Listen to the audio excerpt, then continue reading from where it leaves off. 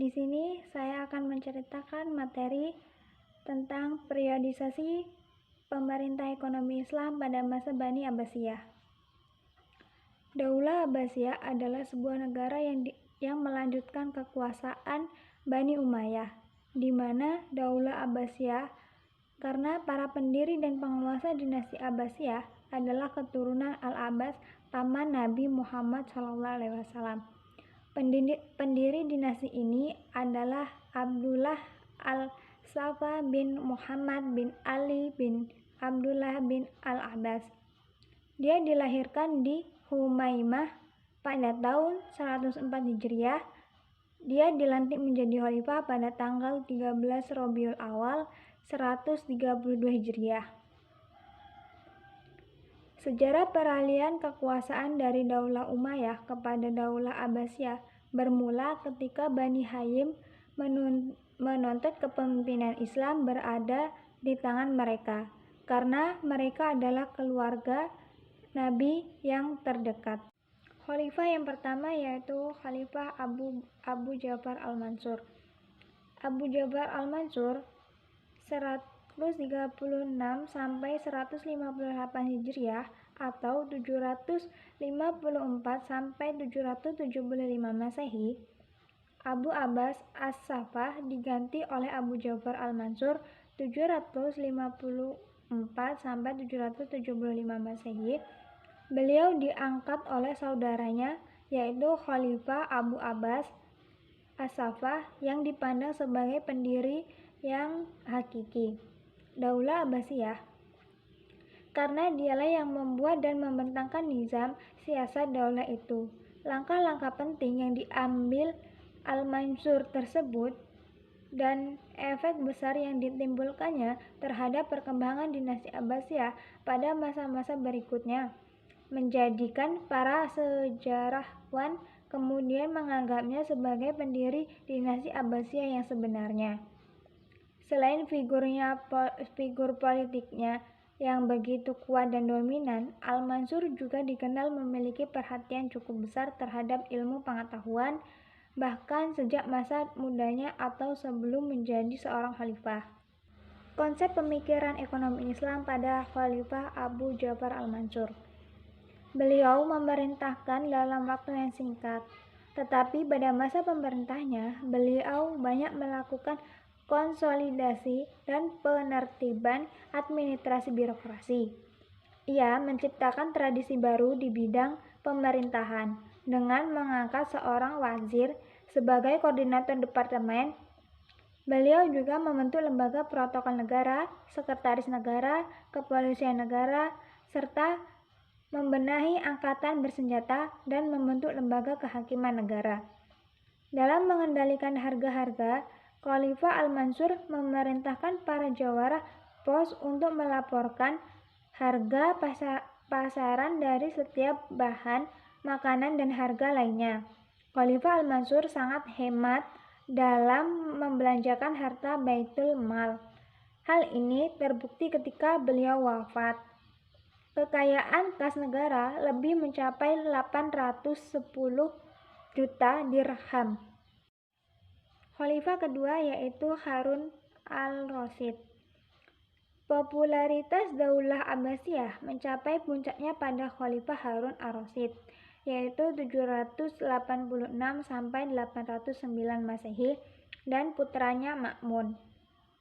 Kesejahteraan sosial, kesehatan, pendidikan, ilmu pengetahuan, dan kebudayaan serta kesusastraan berada dalam zaman keemasan.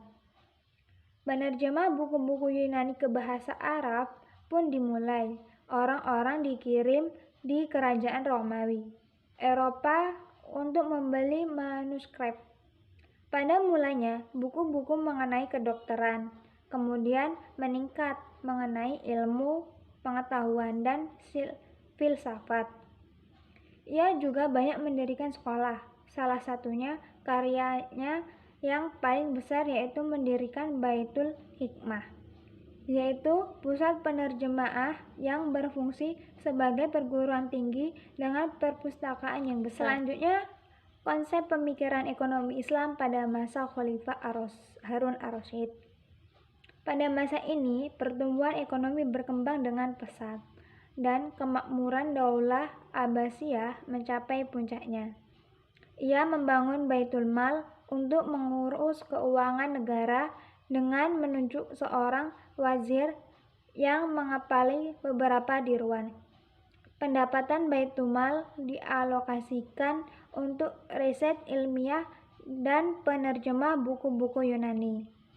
Di samping itu, untuk biaya pertahanan dan anggaran rutin pegawai, pendapatan tersebut juga dialokasikan untuk membiayai para tahanan dalam hal penyediaan bahan makanan dan pakaian muslim saat musim panas dan dingin.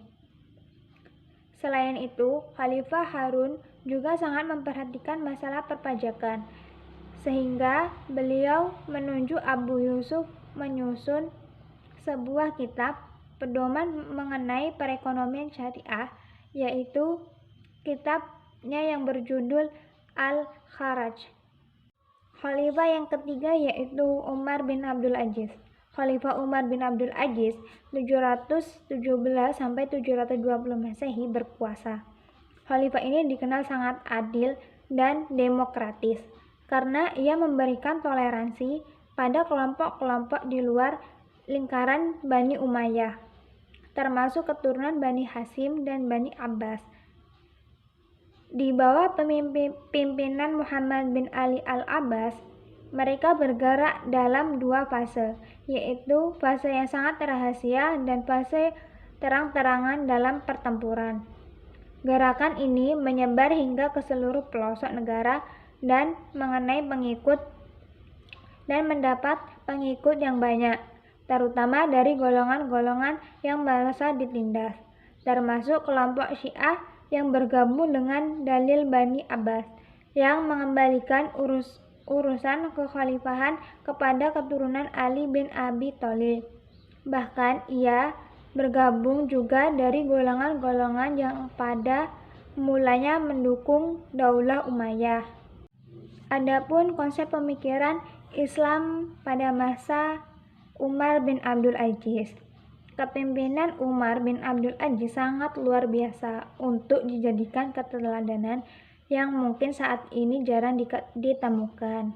Yang menarik dari Umar bin Abdul Aziz yaitu beliau adalah seorang manusia biasa, bukan nabi maupun rasul, tetapi bisa menerapkan ekonomi Islam secara menyeluruh.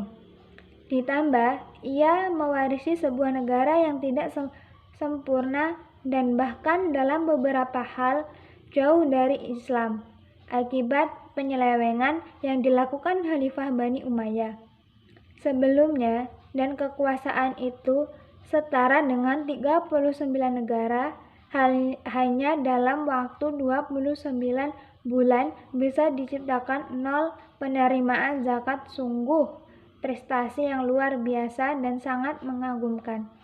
Sedikit gambaran seberapa makmur masyarakat pada waktu itu saat dipimpin oleh Khalifah Umar bin Abdul Aziz, dikutip dari Ibnu Abdil Hamkan dalam kitabnya Sirah Umar bin Abdul Aziz.